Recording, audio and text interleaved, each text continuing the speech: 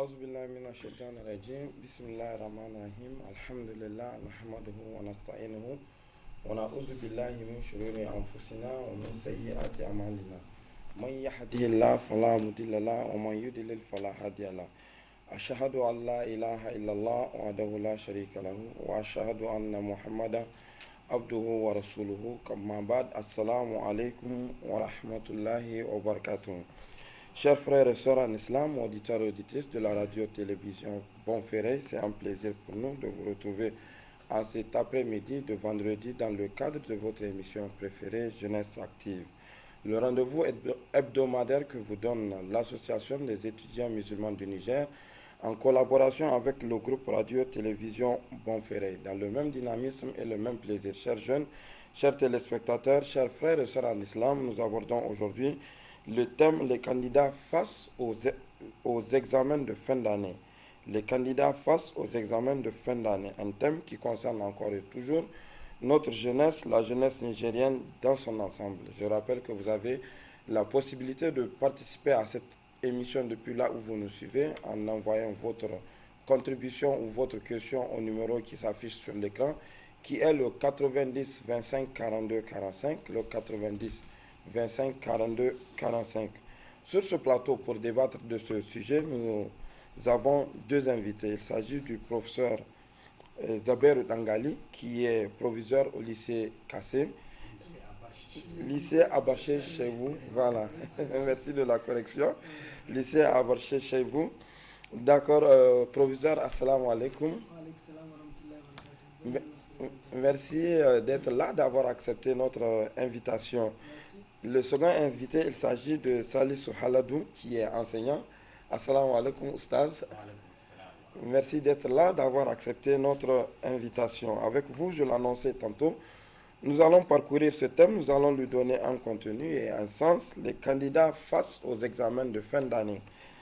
La fin de l'année est une période particulièrement stressante pour les élèves et leurs parents avec les examens de fin d'année. Les examens constituent une étape importante, non seulement dans n'importe quelle classe, mais aussi pour votre dernière année scolaire.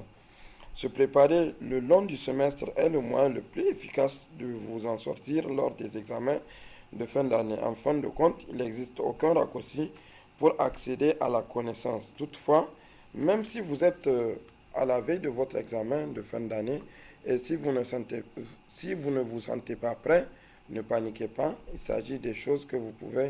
Il y a des choses que vous pouvez faire qui peuvent vous aider à réussir vos examens. C'est exactement la raison de l'invitation de deux experts sur ce plateau pour débattre de ce sujet. Alors, je vais poser tout de suite la question au proviseur Dangali. Selon vous, quels conseils avez-vous à donner par rapport aux examens de fin d'année? Merci, Oustaz. Bonjour, téléspectateurs. En fait, je vais relever quand même deux précisions. D'accord. Oustaz, au-delà de son titre d'enseignant, c'est un censeur. Ouais. Donc moi, je suis proviseur. L'un de l'autre... ça se complète effectivement. Tout à fait. Donc ça, c'est l'administration scolaire, oui. C'est l'administration scolaire. Donc le second aspect, en fait, expert, c'est trop dire, mais les hommes d'expérience du terrain. Tout à fait. Donc je suis d'accord, David. L'expérience que nous avons, le temps que nous avons vécu aux côtés de ces enfants, presque 32 ans d'enseignement, quand même suffit à pouvoir capitaliser certaines expériences et pouvant aider ces jeunes scolaires pour l'obtention du bac et du BPC aussi, puisque nous sommes toujours à l'heure du temps, et du CFEPD. Donc, parlant de l'examen à lui-même, nous pouvons dire que l'examen, généralement dans les classes, lorsque nous faisons les tours des classes, nous interpellons les enfants pour leur dire attention, l'examen se prépare dès le mois d'octobre. En réalité, c'est même peu dire, parce que lorsque, parlant du bac, vous mettez pied au lycée, ça veut dire que c'est depuis la seconde que vous devez préparer ce bac-là. Parce que parfois, certaines analyses ou bien certaines conceptions pensent que l'examen, c'est en classe de terminale. Non, pour le bac, c'est l'ensemble du niveau seconde, première, terminale. C'est la même chose au collège. 6e, 5e, 4e, 3e. C'est cela, c'est la somme globale de ces niveaux-là. Les programmes, en réalité, enseignés, eh bien, l'examen peut tomber, ou toute question peut tomber relativement. Ce n'est pas parce que vous êtes en classe de 3e, par exemple, que vous allez dire que on a vu cela en 5e, on ne peut pas poser. Non, ça peut bel et bien venir. Donc, il faut vous dire qu'en tout état de cause, ce n'est pas le niveau, mais c'est le cycle qui est évalué en fin d'année. Donc, déjà, dès que vous entrez dans cette conception-là, ça veut dire que vous pouvez quand même, dès la 6e, commencer à préparer le BPC. Dès la seconde, commencer à préparer le bac. Pourquoi? Parce que vous allez voir dans certaines écoles, par exemple de renom, quand on va vous demander, par exemple, si vous avez une bourse, on va vous demander même les bulletins des années précédentes, des années antérieures, seconde, terminale, première. Donc l'un de l'autre, il faut vous dire que l'examen aussi, il se prépare conséquemment. Au-delà du cycle dans sa préparation, eh bien, nos enfants, aujourd'hui, nous avons remarqué que dès qu'on vous dit que vous êtes en train de préparer l'examen, eh bien, parfois, vous ne tenez pas en compte des paramètres qui sont là, qui ne relèvent pas même du programme, mais tout simplement du comportement de tous les jours. Regardez, par exemple, vous êtes candidat. Toujours, je dis, il faut éviter ce genre de comportement. La prudence est mère de sûreté. Tout à fait. Dans un examen, on vient la veille, on fait des affiches. On affiche, c'est vrai, avec les réseaux sociaux. Vous pouvez filmer, comment on appelle ça, la classe du candidat. Mais nous, ce qu'on préconise, ce qu'on dit, ce qu'on recommande aux enfants, avec insistance, c'est qu'il faut aller vous déplacer, aller dans votre centre, chercher votre salle d'examen. Cela va vous éviter la précipitation le lendemain. Parce que très souvent, vous allez constater, ça c'est régulier, c'est permanent. Donc, c'est des choses qui se au-delà, par exemple, prenons le cas de ce bac-là, qui aura lieu, Inch'Allah, qui va débuter le mardi. Donc, déjà le 24, quand même au petit matin, même si vous n'avez pas à étudier, vous devez être relax, vous devez vous détendre. Et vous devez tout préparer en amont. Qu'est-ce que j'appelle préparation en amont? Vous savez que vous avez une convocation. Vous savez que vous avez la carte. Vous savez que vous avez le matériel. Tout cela, il faut le préparer conséquemment pour pouvoir être à l'heure. Mais lorsque vous avez oublié votre carte, cela va vous stresser. Et vous allez faire l'équilibre. Ça, c'est un problème. Ok, professeur, merci pour cette intervention. Je vais revenir à vous. Oustaz Salisu Haladou, enseignant, que vous êtes et censeur d'une école. Qu'est-ce que vous avez à ajouter par rapport aux propos du proviseur?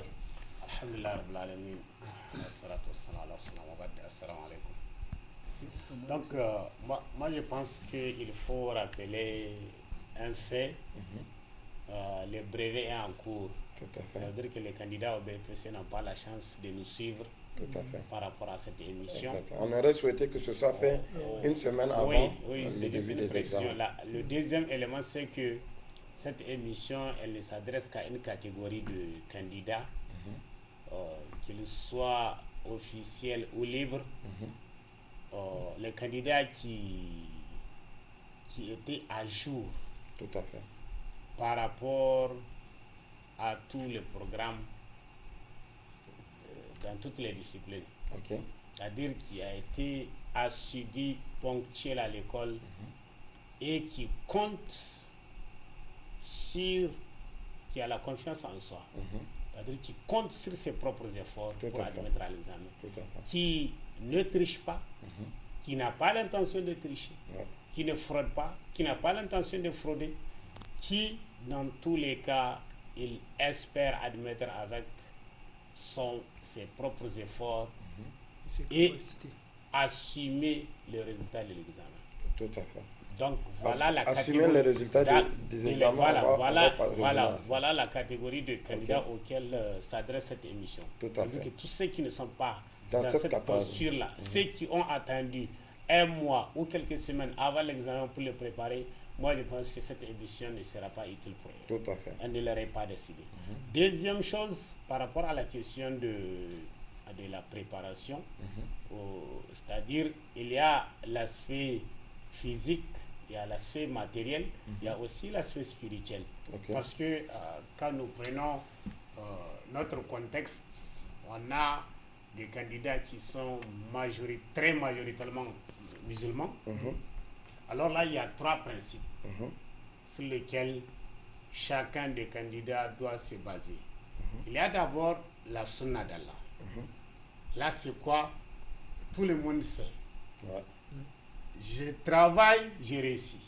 C'est ça? Machallah, je travaille, j'ai demain à l'examen. Tout à fait. Ça, on le connaît. Je ne travaille pas, j'échoue. Ça, c'est ça la sunna d'Allah. Deuxième principe qu'on doit accepter en tant que candidat musulman, c'est la qudra d'Allah. Et là, c'est quoi? Un premier qui échoue à l'examen. Tout à fait. Et peut-être quelqu'un qui est très faible, qui admet à l'examen, sans tricherie, ni fraude, ni favoritisme, parce que là, on les a écartés déjà. Déjà, eux, on les a écartés. Voilà, on les a écartés. Donc là, ça fait 2 aspects. Le troisième aspect, je pense bien qu'on va arriver, c'est la question du destin. Le prophète sallallahu alayhi wa sallam dit dans un hadith authentique et célèbre, il dit que la prudence ne peut rien contre le destin. Tout à fait. Seule l'invocation peut modifier, peut changer le destin. Tout à fait. Alors ça veut dire quoi? Moi je travaille, au même moment j'invoque Allah, je demande à mes parents, je demande à mes proches d'invoquer Allah pour moi. Ça veut dire que ça peut modifier le cours de l'histoire. Donc voilà les 3 principes sur lesquels le candidat doit s'appuyer. Voilà. Donc là c'est ça. Donc l'aspect matériel, je pense bien que on l'a évoqué tout à l'heure, c'est-à-dire on a un candidat qui a un programme de révision, qui a un programme depuis la rentrée. Oui, tout à fait. Depuis la rentrée jusqu'à ces derniers temps. Donc seulement on sait qu'à une semaine de l'examen, le programme change. Même s'il y en a qui gardent la constance. Par exemple, j'ai un programme, j'ai 24 heures devant moi. Qu'est-ce que je dois faire? Tout à fait, de la journée. Je dois réviser, je dois traiter des exercices, je dois mémoriser certaines parties des leçons, mais je dois dormir. Tout à fait. Je dois manger aussi. Je dois causer avec mes amis ou en famille. Je dois aussi faire quelques travaux domestiques. Donc ça veut dire que la journée du candidat, elle doit être bien organisée. C'est-à-dire avec un planning qui lui permet de mener une vie souple jusqu'à la date de l'examen. Tout à fait. D'accord, Oustaz. Je vais revenir à vous. Vous avez déjà commencé à l'énoncer tout à l'heure.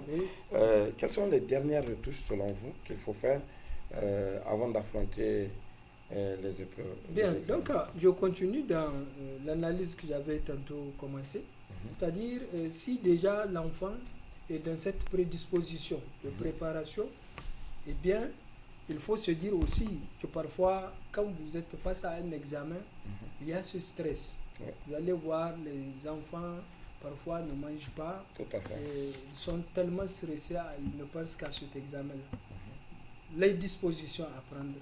Vraiment, il faut bien manger. Il faut prendre son petit déjeuner.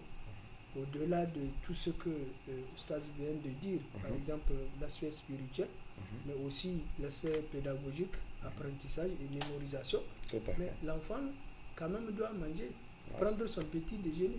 Il arrive que les enfants ne prennent pas leur petit déjeuner. Et très souvent, nous leur disons que, mais écoutez, un sac vide ne peut pas se tenir debout. C'est clair. Donc, il faut qu'il y ait quelque chose. Vous ne pouvez pas venir affronter une épreuve. C'est un travail intellectuel qui demande aussi une dépense d'énergie. Parce que vous allez faire des réflexions. Donc, si vous n'avez pas mangé et vous allez faire banalement 4 heures de temps, de la plupart 4 heures, 3 heures, par exemple, c'est 7 heures, 4 heures le matin, 3 heures le soir, mais vous ne pouvez pas travailler ventre vide. C'est pourquoi il faut prendre le petit déjeuner et puis être, comme on le dit, à l'heure. La ponctualité elle est très importante puisque nous avons constaté qu'il y a des enfants qui en réalité, parfois avec les bouchons, avec les embouteillages, ils viennent en retard et ils sont stressés. Et parfois, certains même n'arrivent pas à, comment on appelle ça, même s'ils ont appris en amont la leçon, mais la précipitation ou le fait même qu'ils n'aient pas trouvé, qu'ils n'aient pas vu leur salle, puisque la veille, ils n'avaient pas demandé, ou bien celle que leur camarade leur a communiquée, ce n'était pas cette salle-là. Et c'est en ce moment qu'il y a l'affolement. Et banalement, ils peuvent faire 30 minutes. Et dès que vous faites 30 minutes, c'est fini, vous ne pouvez pas rentrer. Les correcteurs ne peuvent pas vous permettre de rentrer. Il faut aller voir le président, il faut expliquer les raisons. Tout cela, faire ce protocole-là, c'est ça qu'il faut éviter. C'est perdre du temps. C'est perdre du temps et ça vous stresse parce que vous allez vous dire que déjà les autres sont en classe ou bien les copies sont, les épreuves sont distribuées. C'est cela qu'il faut d'abord gérer. Lorsque vous arrivez à gérer ça, à gérer cela, il faut vous dire qu'à l'appel, déjà vous avez votre carte, vous avez présenté toutes les pièces requises, vous avez votre matériel, et bien vous connaissez votre salle pour entrer et vous allez rester le plus calmement possible. Et bien l'esprit en ce moment, il doit être bien disposé, bien dispo, comme on le dit. Mais malheureusement, il arrive que vous allez constater des enfants dans la classe, il y a les examinateurs qui sont là, c'est du bruit, on joue aux petits citadins, comme si, ce n'est pas cela. Tout à fait. Vous avez donné une information. Une concentration. Vous avez donné une information utile tout à l'heure. Vous avez dit que les enfants, les élèves doivent se préparer en amont, la nuit, la veille des examens. Oui, il y a un autre aspect. Même qu'il faut voir, parce que c'est des périodes de risque. Vous allez voir, nous allons veiller. Par exemple, ce qu'ils disent là, généralement, comment vous appelez ça, les niébé, il faut préparer à 3h, 4h, on prépare du niébé. En ce moment, quand est-ce qu'on l'a mangé, et puis on s'est endormi, et puis on veut venir en retard. Tout cela, ce sont des choses qu'il faut, d'abord des aspects préliminaires qu'il faut éviter, et qu'il faut en réalité éviter cette zone de risque. Cette zone de risque pour qu'elle ne vous provoque pas de stress et que, en fait, vos idées s'envolent inutilement. Maintenant, vous êtes en classe, on suppose que vous avez bien suivi les conseils que nous vous avons prodigués, vous êtes en classe, et bien, restez concentrés. Malheureusement, j'ai dit, il y a ceux qui jouent aux citadins. Jouer aux citadins, c'est montrer que, tel, elle a fait telle école, ça fait 2 ans qu'on ne s'était pas vu, c'est des salutations, non. Vous êtes en classe, concentrez-vous et calmez-vous. On vous donne votre sujet. Là, tout récemment, nous étions avec aussi un autre club des jeunes musulmans, vraiment qui a eu à donner, comment on appelle ça, des conseils allant dans le sens qu'il y a des sourates et des versets à réciter. Là, je vais revenir à il faut les réciter même avant de prendre la copie. Tout cela, si vous croyez réellement en tant que croyant musulman, eh bien, beaucoup l'ont testé et beaucoup ont eu à s'en sortir. Donc, les doigts et là, c'est très important. On a un aspect qu'il ne faut pas oublier, j'arrive tout de suite, c'est que très souvent, nos enfants n'associent pas les parents. C'est nous les parents qui sommes trop soucieux d'eux, mais eux, généralement, des petites choses. Lorsque vous n'êtes pas en accord avec les parents, lorsque l'enfant n'est pas en accord avec les parents, non, il faut associer les parents. Demander pardon à papa et à maman, les saluer, vraiment être courtois, être discipliné. Et chercher leur bénédiction.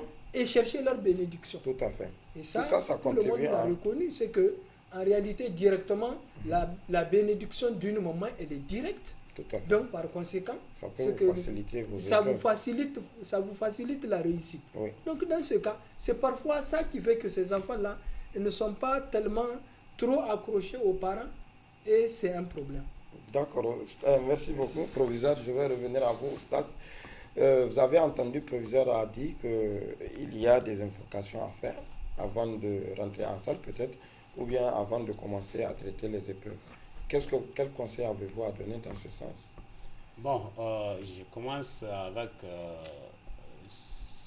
le dernier élément qu'il a évoqué, la question des liens, des rapports entre les enfants et leurs parents. Je pense bien qu'ici, la responsabilité nous incombe. On est absent. Vous êtes chef d'établissement, vous savez bien que les parents d'élèves sont absents. Oui, tout à fait. J'allais le Dans dire ici. beaucoup de cas, ils sont absents de leur vie, de la vie de leurs enfants. Tout à fait. Alors, là, ici, la question des invocations des parents, le prophète sallallahu alayhi wa sallam, il a dit que l'invocation des parents, il n'a même pas dit mère ou père, il dit les deux parents. Il n'y a pas de voile entre l'invocation et Allah, c'est direct. Donc, moi, je pense bien que l'un dans l'autre, que l'enfant le demande ou ne le demande pas, c'est un devoir pour les parents d'invoquer pour lui. L'autre élément par rapport à la question des invocations, la dernière fois, on était à une rencontre avec des candidats. On m'a posé la question. J'ai dit que j'ai vu un jour un candidat avec une page pleine d'invocations. Il voulait faire photocopie. J'ai arraché. J'ai dit non, on ne va pas lui faire photocopie. Je lui ai demandé quelle invocation il connaît. Il m'a dit une. J'ai dit moi, personnellement, on a bien parlé du principe des invocations. Mais on sait bien que en islam, l'une des sagesses, les meilleures, tout ce que tu vas commencer, quand tu dis Bismillah, c'est déjà fini. Tout à fait. Si tu peux penser à Allah au moment où tu vas entrer en salle, tu dis Bismillah. Ou quand tu prends ta copine, tu dis Bismillah. Mais ça te suffit. Et quand tu es stressé, tu dis Bismillah. Mais si tu ne... Mais qu'est-ce qui peut résister à Bismillah? Rien ne peut résister à Bismillah. Donc là, ici, c'est quoi? On ne va pas s'encombrer. On sait qu'il y en a dont le niveau est très bas pour pouvoir apprendre une invocation qui peut faire des lignes. Mais l'essentiel, c'est de rappeler que n'oubliez pas Allah quand vous entrez en salle. Moi, je donne un exemple. Vous avez des candidats, même on est en train de faire de l'appel et ils sont là en train de regarder des cours.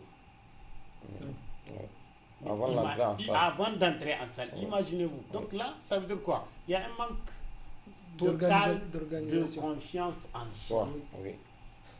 Alors qu'un bon candidat, c'est quoi? C'est ces candidats-là qu'on a cités tout à l'heure.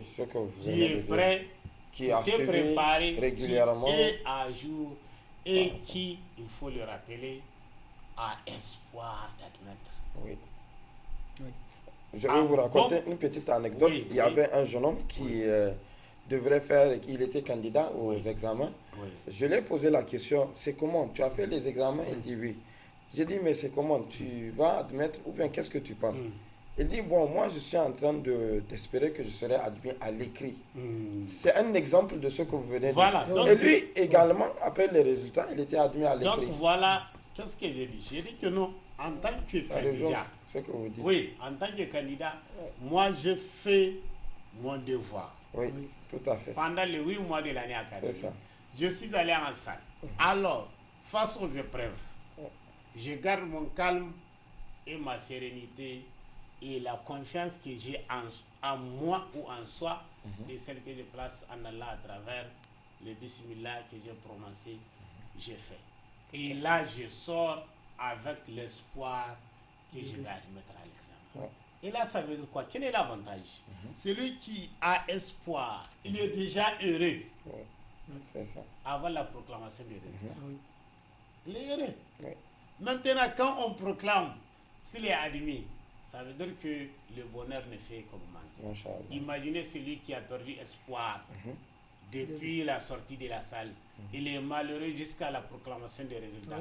Et là, en cas d'échec, c'est la catastrophe. Oui, tout à fait. Donc c'est pour cela qu'on demande aux candidats d'être optimistes par rapport aux résultats qui oui, justement par rapport à ça, je voulais vous poser une question.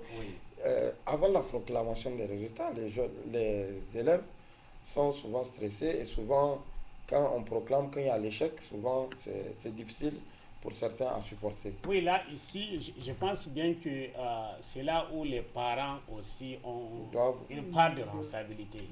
Oui, parce qu'on ne doit pas isoler l'enfant après l'examen.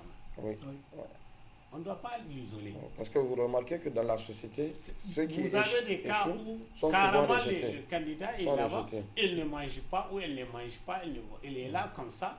Il y en a qui fondent carrément. Donc moi je pense bien que si cet enfant-là est encadré, on lui rappelle les principes islamiques. Il y a la question de la sunna d'Allah, il y a la question de la qudra d'Allah, il y a la question de la prédestination. Donc il ne peut pas nier cet aspect-là. Alors tu mènes ta vie comme tu l'as menée depuis la rentrée jusqu'à l'examen. Et c'est ça qui va te permettre de savoir que dans tous les cas, c'est des deux choses l'une. Soit j'admets ou j'échoue. Oui. Et la vie va continuer. Exactement. Et au cas où, mais ce n'est pas la fin du monde, l'admission à l'examen. Et Allah l'a dit dans le Coran, quand il disait aux compagnons, il se peut que tu détestes une chose. L'échec, tu le détestes alors que c'est du bien pour toi. Tout à fait. L'année là, c'est un bien pour toi. Il se peut que tu aimes une chose alors que c'est du mal pour toi. Peut-être la réussite cette année-là, elle est un mal pour toi, mais toi tu ne sais pas. Exactement. Donc là, je pense bien que la société ne doit pas abandonner les candidats à leur propre sort. On a vu des cas de chaos après les tout à fait. délibérations. On le voit dans donc la moi, je société. pense bien que c'est surtout à la famille de prendre des solutions pour ne pas isoler le candidat ou la candidate. Aux examens. Oui, après les épreuves. Ok, donc, professeur, comme vous l'avez entendu, Oustaz avait énoncé 2 cas d'élèves, ceux qui ont été assidus et réguliers toute l'année, qui sont, selon Oustaz, épargnés de suivre cette émission. Ceux qui ont chômé, ceux qui ont chômé, bien sûr, je parle de ceux qui ont chômé, qui n'ont pas été réguliers, qui n'ont pas suivi les cours. Et en parlant de ceux qui ont suivi les cours normalement, vous allez remarquer que après les examens, ils cherchent des orientations, ils ne savent pas par où ils vont aller. Ceux qui ont réussi, bien sûr, et ceux qui ont fait des échecs, eux-mêmes également, ils n'ont pas d'orientation, ils ne savent pas qu'est-ce qu'ils doivent faire. Quel conseil avez-vous à donner par rapport à ce comportement-là? D'accord. Donc, je vais revenir sur une petite analyse en réalité pour dire que pendant ces examens-là, très souvent, il arrive que l'enfant a déjà traité de la matinée une épreuve. Par exemple, on commence par le français au bac. Donc, vous allez voir, par la suite, après 4 heures, la copie étant remise, le soir, ils ont anglais. Donc, au lieu de s'occuper de cette épreuve prochaine, vous allez voir l'enfant, il va courir à gauche et à droite, mais comment on appelle ça? Il va poser des questions sur l'épreuve du français. Est-ce que, par exemple, le sujet là, c'est à une thèse, si c'est une thèse, la consigne, est-ce que c'est une seule thèse ou bien c'est un sujet à 2 thèses? Non, mais écoutez, chaque fois nous disons aux élèves, dès que vous traitez une épreuve, eh bien, il faut la mettre de côté. Ne pensez plus à cette épreuve. Pourquoi? Parce que dans tous les cas, la copie a été, du moins, est remise. Que vous ayez bien fait ou mal fait, vous ne pouvez plus revenir. Donc, ne perdez pas votre temps. Foncez sur l'épreuve suivante. C'est de cela. Malheureusement, vous allez voir que moi j'ai fait un sujet, on m'avait dit que c'était unique alors que moi j'ai fait. Non, ça ne change rien. Ça va vous décourager. Donc, plus vous avancez, plus c'est mieux pour vous de mieux, comment on appelle ça, de mieux réussir. Mais si vous allez revenir pour penser à l'échec, et la plupart les élèves ne voient pas même leur production positive, ils ne cherchent que des échecs.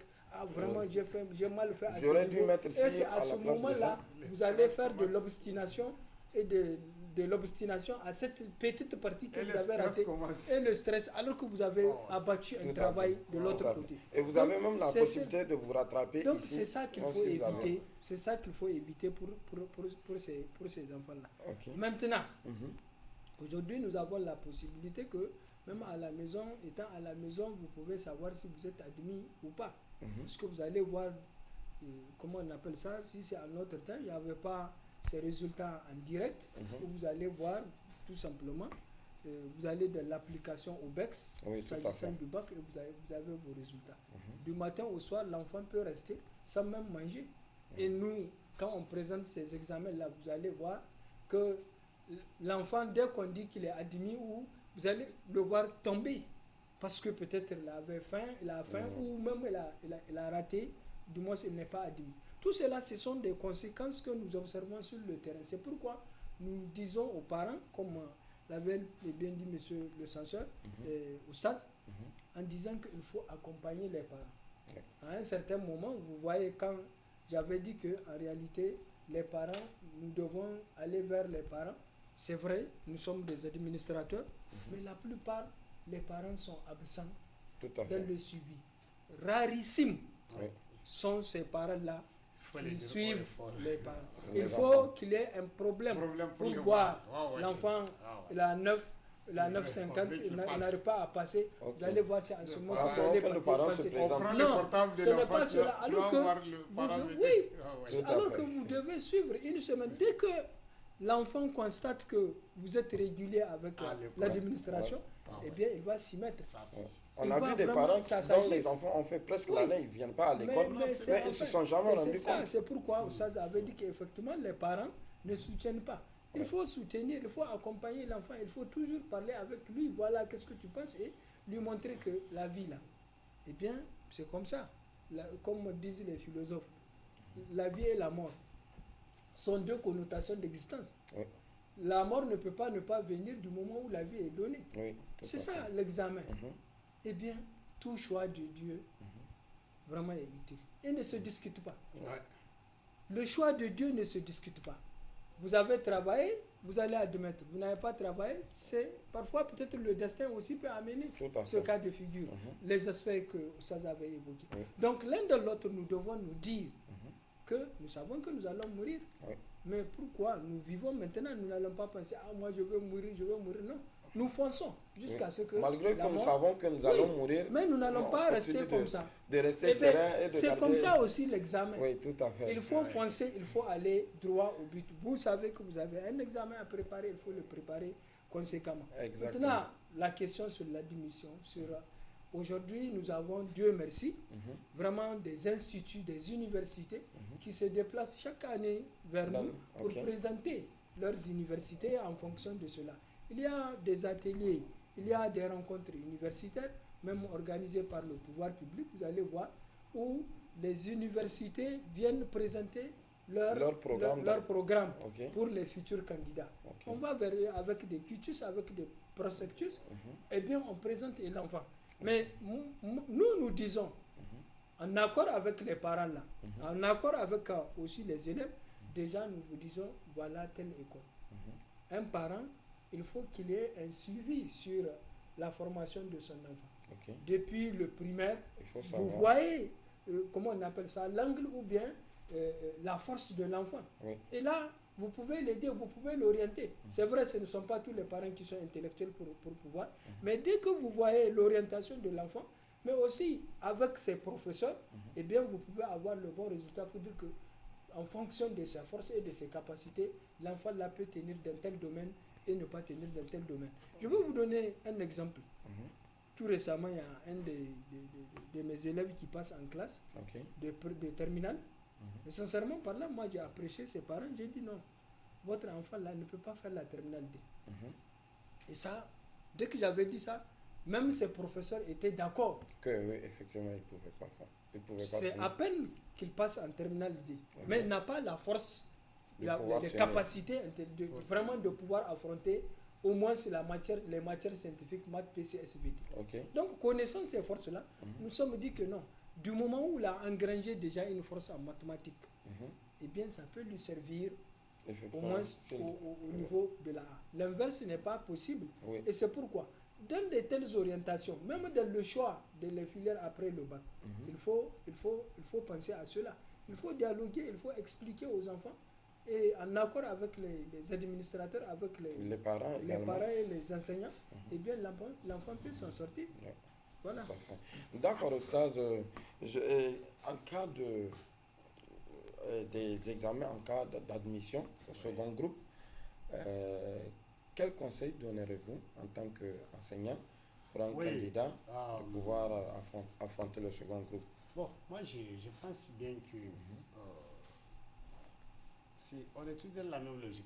Ok. Quand je prends le bac, pour le brevet, on pense que c'est de la formalité. L'essentiel, c'est que tu sois présent. Oui.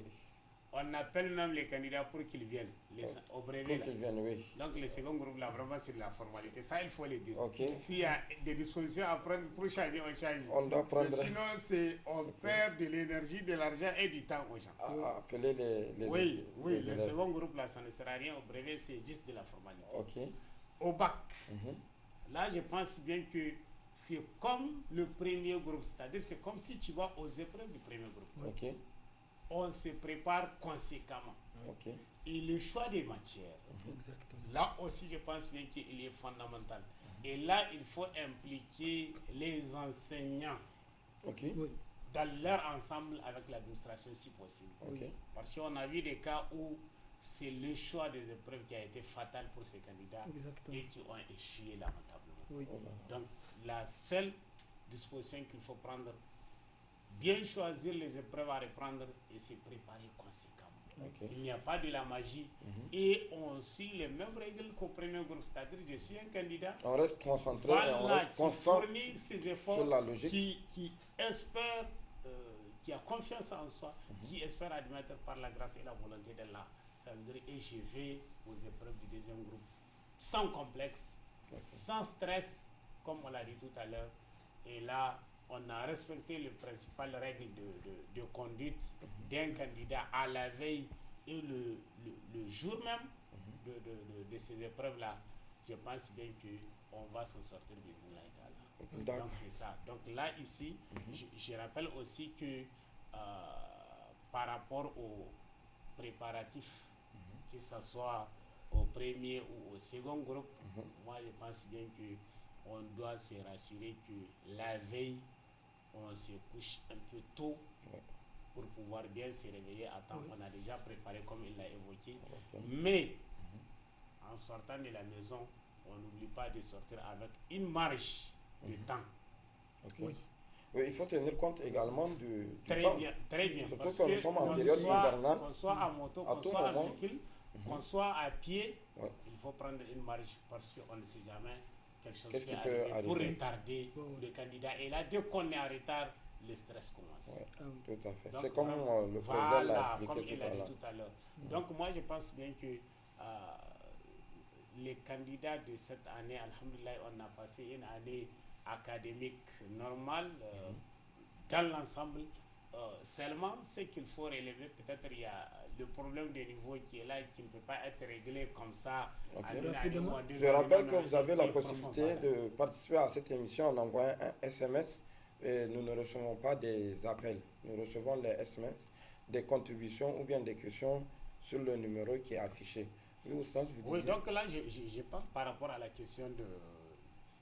Deuxième groupe. Voilà, le deuxième groupe. C'est-à-dire, je disais que on sort à temps pour éviter le retard qui est une des principales causes du stress. Oh, oui. Parce que quand on vient en retard déjà, on est déséquilibré. Et là, même le fait que les autres braquent leurs yeux sur toi, ça peut te décourager. Donc, je pense bien. Et s'il faut faire le va-et-vient entre l'administration, le jury, le président. Oui, j'ai rappelé aussi qu'en fait, on a passé une année académique normale, mais le problème de niveau, il est encore là, parce qu'on ne peut pas le régler en une année ou en 2 années. C'est plus profond que ça. Ça va prendre peut-être des années avant qu'on ait vraiment des élèves qui ont niveau de... Nous estimons qu'avec le concours de vous, Inch'Allah, de tout le monde, et de tous les acteurs, cela va arriver. J'espère que cette année, tout comme l'année précédente, les conditions ont été prises pour que les candidats ne soient pas éloignés de leur zone habitable par rapport au lieu où ils vont partir se présenter. Effectivement, par exemple, la plupart des candidats qui sont au niveau de Niamey 3, prenons notre cas, Niamey 3, la plupart sont repartis dans les établissements de Niamey 3. Et c'est la même chose, c'est une approche de proximité vraiment salutaire. Parce que autrefois, par exemple, vous allez voir, vous êtes ici au collège Mariama, on vous envoie par exemple jusqu'à Bobiel ou à la rive droite. Là, c'est un problème. Mais maintenant, tous ceux qui sont dans leur propre zone, eh bien, ils sont dans ces établissements.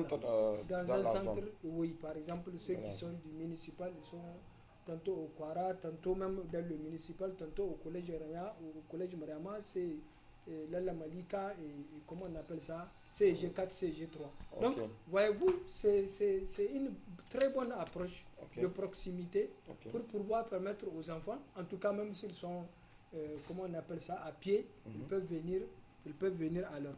Oui, vous avez parlé par exemple du deuxième groupe, notamment par rapport au choix. Et Oustaz l'a rappelé, je vais vous donner un exemple. Où un élève, par exemple, sur son relevé, Nous sommes presque à la fin de l'an. Il se trouve avec 20 en histoire géo et 20 en philo. Maintenant, quand il doit opérer forcément un choix sur les deux matières. Alors vous allez voir, à 90%, les élèves vont préférer choisir philo, reprendre philo, que de reprendre histoire géo parce qu'ils ne veulent pas apprendre. Ils pensent que... Alors que c'est là-bas où ils ont plus de chances en réalité qu'en philo. Et c'est ça le mauvais choix. C'est la même chose dans les matières scientifiques où tu as un 11 par exemple en PC, un 12 en comment on appelle ça, en SVT et un 16 en maths. Maintenant, entre SVT et PC, il te faut faire le choix. Tu refuses de prendre PC et tu vas reprendre SVT. C'est ça un problème. Et c'est ça pour la plupart, on a vu, c'est pourquoi les enfants, en tout cas, échouent. Même si et nous, parfois, il y a cet aspect-là. C'est vrai, techniquement, nous, voilà ce qu'on va vous dire. Mais parfois, on se dit que l'élève m'a demandé, il a la moyenne ici, il a la moyenne là. Je lui opère un choix, s'il échoue encore, il va se plaindre de moi. C'est cette hésitation-là qui fait que, parfois on hésite de pouvoir prendre cette position, mais dans tous les cas de figure, il faut trancher. Nous sommes en réalité les médecins. Nous jouons le rôle des médecins. Un médecin, quand il voit une tumeur, il sait dans tous les cas, qu'elle soit guérie ou pas, il faut qu'il intervienne. Et donc l'enseignant doit intervenir et prendre ses responsabilités pour pouvoir montrer les aspects positifs de son choix et les aspects négatifs, comment on appelle ça, que l'enfant doit éviter. D'accord, professeur, merci. Oustaz, vous avez un dernier mot, un dernier message. Rapidement, nous sommes à la fin de l'heure. J'appelle tous les acteurs, à commencer par les présidents des jurys, que ce soit au brevet, au bac et même au CFPD, de jouer frangé, de savoir que c'est une responsabilité qui leur rencontre et qu'ils seront obligés de répondre devant Allah subhanahu wa ta'ala. Donc là, on joue frangé, que ce soit les correcteurs, que ce soit les candidats, les parents d'élèves, tous les acteurs puissent jouer frangé. Nous sommes dans pour une la période de réussite. refondation. Vraiment, il faut que ce soit le cas. D'accord. Merci beaucoup. Merci, professeur. Merci, Oustaz. Amis jeunes, chers téléspectateurs, c'est ici que s'arrête et prend fin ce numéro de votre émission préférée. Nous étions avec le proviseur Zaberou Tangali et l'enseignant Oustaz Salissou Haladou. D'accord. Merci de nous avoir suivis. Restez fidèles au programme de la radio-télévision Bonferré. Vous avez compris le message. Notre responsabilité est engagée. Nous avons un devoir vis-à-vis de notre pays, comme Oustaz l'a dit tout à l'heure. Nous sommes tous interpellés, jeunes et acteurs, jeunes et décideurs, soyons au rendez-vous de l'histoire. Soyons au rendez-vous de la conscientisation et du développement. Soyez bénis. Rendez-vous, Inch'Allah, la semaine prochaine. Merci à l'équipe de réalisation. Assalamu alaikum wa rahmatullahi wa barakatuh. Merci.